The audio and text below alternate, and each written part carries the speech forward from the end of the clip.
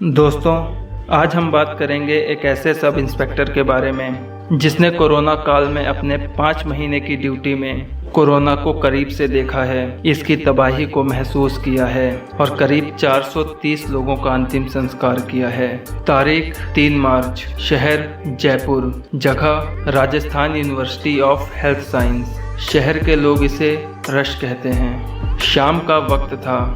कुछ कोरोना संदिग्ध मरीज यहाँ लाए जाते हैं। ये कानों कान खबर बात फैलने लगती है और साथ ही दहशत भी। 24 घंटे के भीतर 8 मंजिला हॉस्पिटल खाली हो जाता है।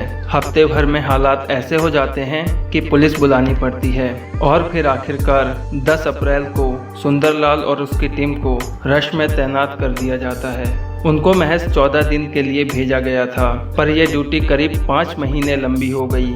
इस दौरान सुंदरलाल की टीम ने कोरोना से जान गंवाने वाले करीब 430 लोगों का अंतिम संस्कार किया। ठीक हो चुके कई मरीजों को घर पहुंचाया, कभी खुद ले जाकर तो कभी किराया देकर। सब इंस्पेक्टर सुंदरलाल ने अपनी 5 महीने की ड्यूटी के बाद हॉस्पिटल से जुड़े कुछ किस्से सुनाए। उनमें से 5 किस्से आज हम आपको बताने वाले हैं। उन्होंने बताया, 5 साल की एक बच्ची की कोरोना से मौत हो गई।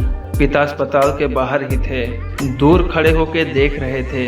उनकी आंखों में आंसू तक नहीं थे, बस डर था खुद की जान का। पिता ने अपनी 5 साल की बच्ची का अंतिम संस्कार करना तो दूर, पास तक जाने से मना कर दिया।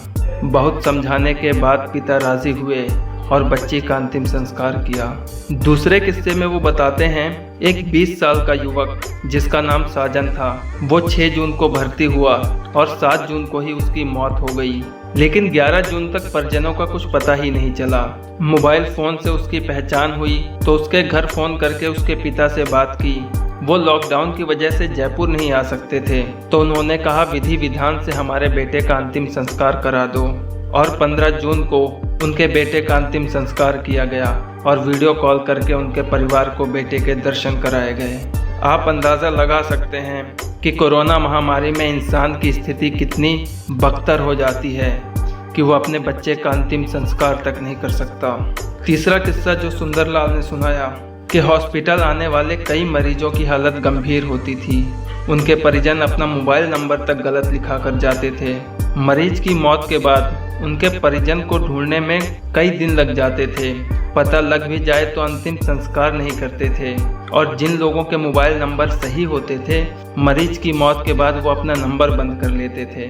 ऐसे दर्जनों मरीजों का अंतिम संस्कार सुंदरलाल और उनकी टीम ने किया। चौथा किस्सा खुद सुंदरलाल जी का है। उन्होंने बताया कि उनकी पत्नी भी सब इंस्पेक्टर हैं। जब वे उनसे छुट्टी लेकर आने की बात करते थे तो वो बोलती थी कि आप अभी वहीं रहिए, जब आइएगा तो पूरी छुट्टी लेकर आइएगा। 20 अप्रैल को शादी की सालगिरह भी थी, लेकिन पत्नी से मिल पाने का सौभाग्य नसीब नहीं था। तो इसी बीच सब इंस्पेक्टर सुंदरलाल ने अपनी पत्नी को सालगिरह का गिफ्ट दिया और गिफ्ट में मास्क, सैनिटाइजर, गिलोय और एलोवेरा जूस भेजा। ये खबर आने के बाद ही मीडिया में सुंदरलाल की सुर्खियां बन गईं। इसी कड़ी में 5वां किस्सा है। एक 63 साल की महिला कोरोना पॉजिटिव थी। इसी कड़ी में 5वां किस्सा है जिसमें एक 63 साल की महिला कोरोना पॉजिटिव निकली। मां को अकेले परेशानी ना हो, इसलिए वकील बेटा कोरोना नेगेटिव होने के बाद भी 24 घंटे मां के साथ वार्ड में रहता था। जब तक मां ठीक नहीं हुई तब तक बेटा वहीं रहा। और ऐसा ही एक और किस्सा सुंदरलाल ने बताया कि एक महिला जब अस्पताल आई तो उसके साथ 3 लोग थे, बहू, बेटा और बेटी। जब तक महिला ठीक नहीं हुई तब तक तीनों में से कोई न कोई हर वक्त उसके साथ रहता था।